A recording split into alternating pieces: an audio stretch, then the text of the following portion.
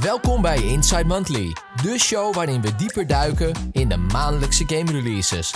Wat, waarom, door wie en wat eraan vooraf ging. Hier ontdek je de verhalen achter de games. September zit ramvol, kortom niet alle games passen in deze aflevering. Maar het is in ieder geval eindelijk tijd voor de release van de game met de meeste wishlist op Steam.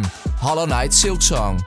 Met Dying Light the Beast keren we terug naar de met zombies overspoelde wereld, met parkour, stealth en een angstaanjagende nieuwe vijand. En met Silent Hill F, dat zich deze keer in het Japan van de jaren 60 afspeelt, zorgt de maand voor psychologische horror die je bijblijft. Dat en meer zie je deze maand allemaal in Inside Monthly. Laat in de comments weten welke game jij deze maand gaat spelen.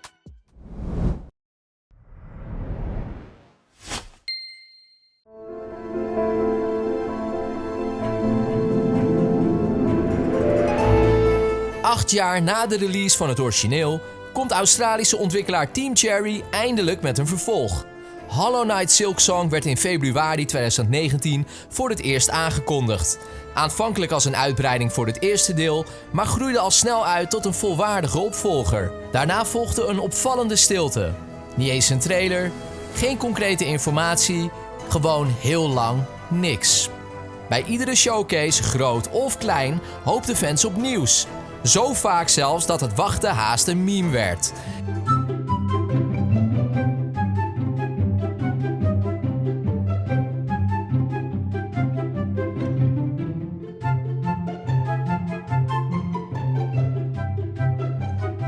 En toch groeide de hype alleen maar verder. Silksong staat inmiddels zelfs bovenaan als de meest gewishliste game op Steam. En nu is het eindelijk zover.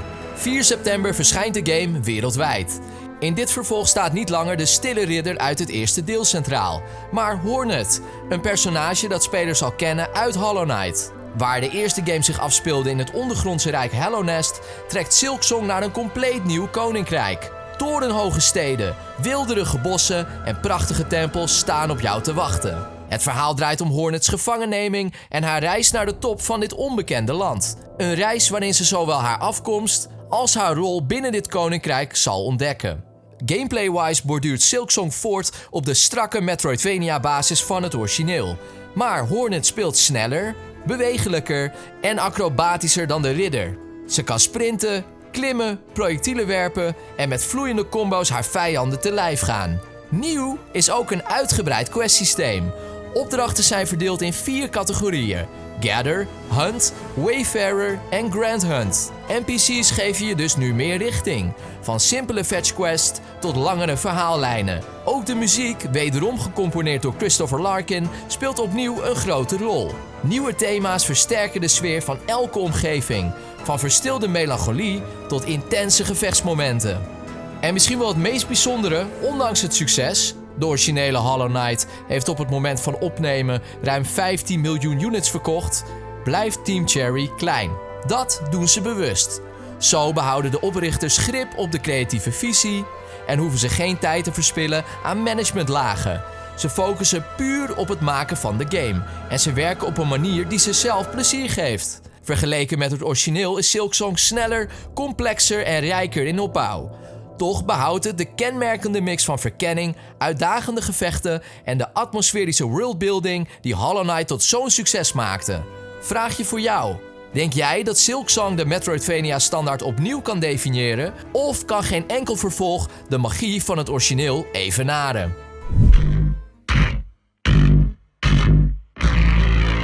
Dying Light the Beast. Oorspronkelijk stond de release gepland voor augustus.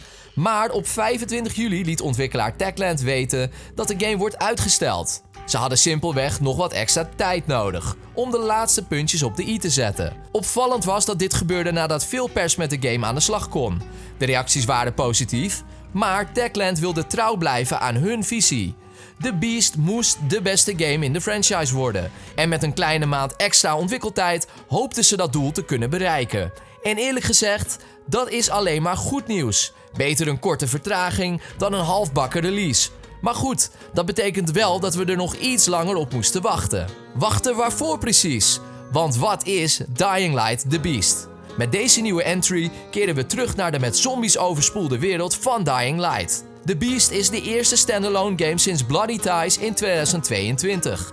De game wordt ontwikkeld en uitgegeven door het Poolse Techland. Oorspronkelijk begon het project als story DLC voor Dying Light 2 Stay Human. Maar de schaal, ambitie en complexiteit groeiden zo sterk dat Techland besloot er een volwaardige, losstaande game van te maken. In The Beast kruip je opnieuw in de huid van Kyle Crane, het iconische hoofdpersonage uit de allereerste game.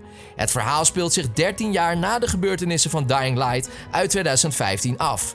Crane leeft nog, maar hij is niet meer hetzelfde. Hij werd onderworpen aan experimenten door een mysterieus figuur die bekend staat als de Baron. De setting is Castor Woods, een nieuw gebied vol dichte bossen, verlaten faciliteiten en gebouwen die perfect zijn voor parkour. Deze omgeving biedt unieke uitdagingen, ondergrondse locaties en een sfeer die wisselt van beklemmend tot ronduit nachtmerrieachtig. De centrale dreiging is de Beast zelf, een intelligente gemuteerde vijand, veel gevaarlijker dan de geïnfecteerden uit eerdere delen. Deze tegenstander dwingt jou als speler om nieuwe tactieken te bedenken en creatief om te gaan met uitdaging. Qua gameplay blijft de serie trouw aan haar roots. Parkour, melee combat, stealth en improvisatie staan opnieuw centraal. Maar er zijn ook vernieuwingen, team attacks in co-op, nieuwe wapensystemen en een uitgebreider keuzesysteem dat invloed heeft op het verhaal. En zelfs op de eindes die je kunt bereiken. De game draait op een verbeterde versie van Techland's eigen C-engine, met raytraced belichting, realistisch weer en een stabiele 60 frames per seconde op console, met een keuze tussen performance of quality modus. Een belangrijk detail voor fans: bezitters van de Ultimate Edition van Dying Light 2 Stay Human krijgen de Beast volledig gratis. Volgens Techland is dit een blijk van waardering voor de community die geduldig heeft gewacht. Maar let op, die Ultimate Edition is al sinds september 2024 niet meer te koop. Dus dit geldt vooral voor de vroege en trouwe spelers. Dus sta jij straks oog in oog met The Beast in dit nieuwe hoofdstuk van de Dying Light franchise?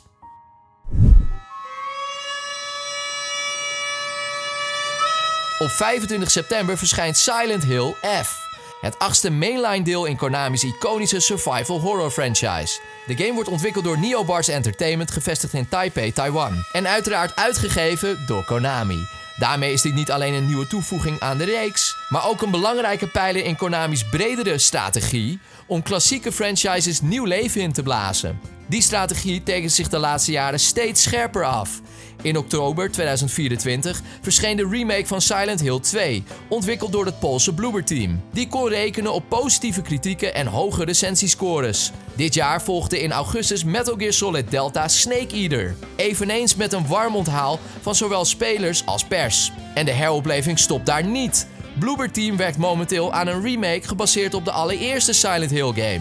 Daarmee laat Konami duidelijk zien dat het niet langer zwijgt over zijn bekendste IP's, maar ze actief herpositioneert voor een nieuw publiek. Silent Hill F werd in oktober 2022 aangekondigd tijdens de Silent Hill Transmission Showcase en viel direct op door zijn afwijkende setting. In plaats van het vertrouwde fictieve Amerikaanse stadje Silent Hill speelt dit verhaal zich af in Japan in de jaren 60.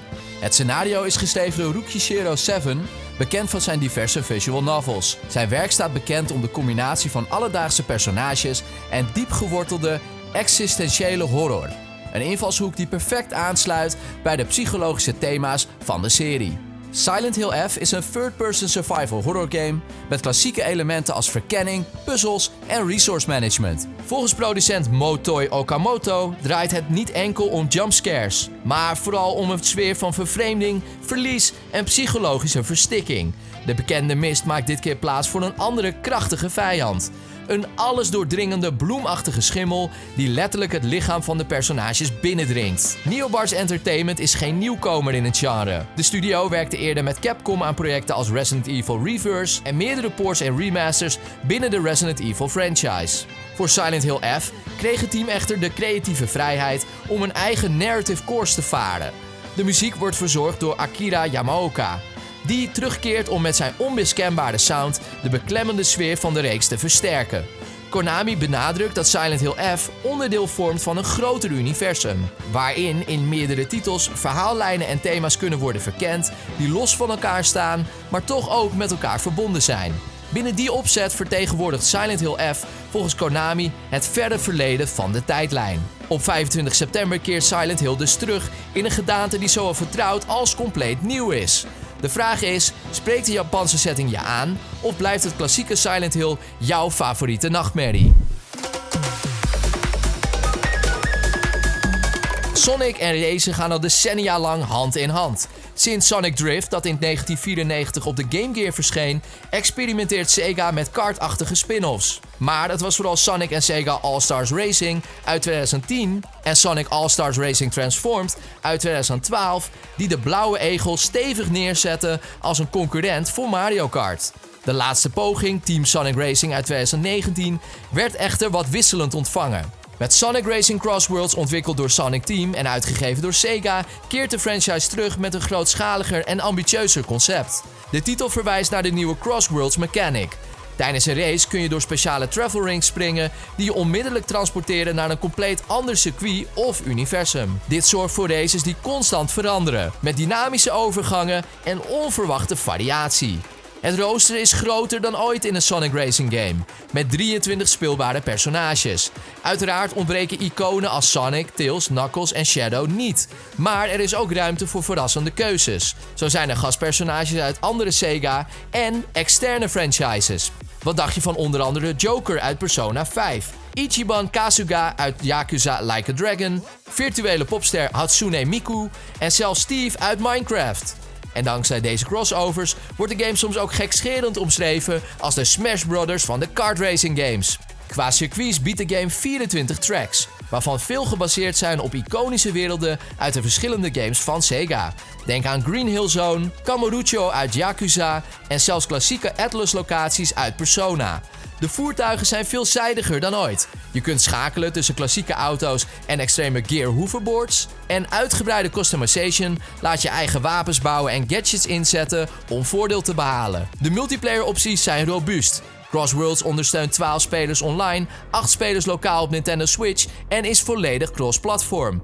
Daarmee mikt Sega duidelijk op een langere levensduur voor deze game, inclusief toernooien en events. Wat dit deel onderscheidt is de schaal. Waar eerdere Sonic Racers vaak leuke spin-offs waren, zet Sega ditmaal vol in op een breed platform dat racingfans van allerlei achtergronden moet aanspreken. Het is niet langer alleen een Sonic game, maar een viering van Sega's universum en popcultuur crossovers, verpakt in snelle, chaotische races. De vraag is alleen, wie neem jij als eerste mee de baan op? Sonic zelf? Of toch dat ene gastpersonage waarvan je nooit had gedacht dat je ermee zou racen?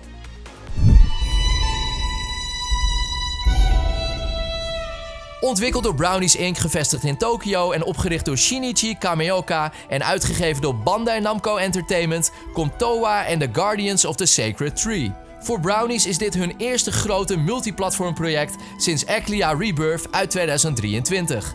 Kameoka is geen onbekende naam. Hij was eerder producent van Legend of Mana bij Square en richtte zich daarna met Brownies op creatieve kleurrijke RPG's zoals Fantasy Life en Eclia Legend of the Red Cap. TOA is een action RPG die zich laat inspireren door Japanse folklore en mystiek. In de game speel je als de jonge TOA, die samen met magische Guardians de heilige boom moet beschermen tegen een duistere macht die de balans van de natuur bedreigt. Verwacht een wereld vol levendige kleuren, een sprookjesachtige stijl en een mix van real-time gevechten met RPG-elementen. De game belooft dynamische combat waarbij je samenwerkt met je Guardians, elk met unieke vaardigheden en een eigen verhaal. Het project trekt extra aandacht omdat Brownies bekend staat om hun artistieke en creatieve aanpak. En hier wringt het een beetje voor mij, want wie terugdenkt aan Unknown 9 Awakening, eveneens een titel van Bandai Namco, weet dat een veelbelovende presentatie niet altijd garant staat voor een sterke release. Vorig jaar werd die game omgeven door redelijke marketing, wel te laat, en hoge verwachtingen, maar de uiteindelijke uitwerking stelde teleur. Dat maakt TOA voor mij nu een titel die ik met argusogen volg. De vraag is dus, kan Brownies met hun creatieve ervaring een succes maken van TOA en The Guardians of the Sacred Tree? Of krijgen we opnieuw een voorbeeld van een game waar de belofte groter blijkt dan de inhoud? Wat vaststaat is dat dit project potentie heeft, met de unieke stijl, de ervaren makers en een intrigerend thema. Maar of Bandai Namco deze keer wel de juiste balans vindt tussen marketing en kwaliteit? Dat is iets waar de hele industrie met spanning naar kijkt.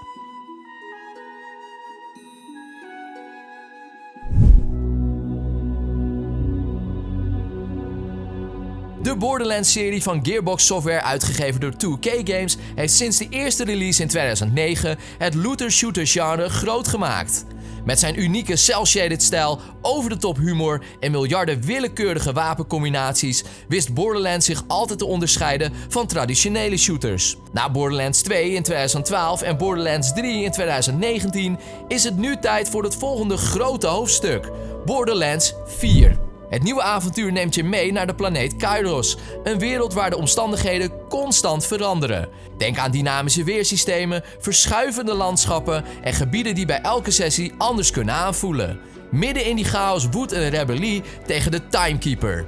Je kruipt in de huid van 4 Vault Hunters, elk met hun eigen speelstijl en achtergrond. Zo is er Vex, een nieuwe Siren met tijdsgebonden krachten. En Rafa, een exosoldaat die brute kracht en technologie combineert. Daarnaast keren ook bekende gezichten terug, waaronder Maxi, Zane en Claptrap.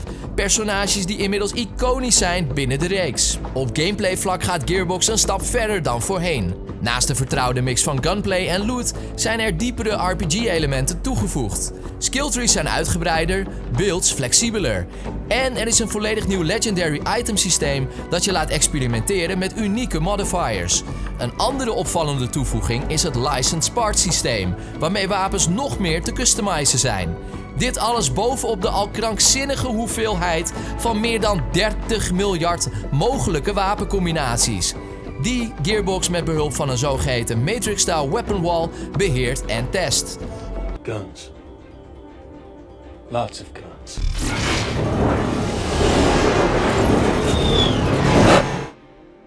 Borderlands 4 ondersteunt 4-speler online co-op, 2-speler splitscreen en dat allemaal crossplay tussen alle platforms. Voor het eerst kan bovendien iedere speler zijn of haar eigen moeilijkheidsinstellingen bepalen, zonder dat dit invloed heeft op de rest van het team.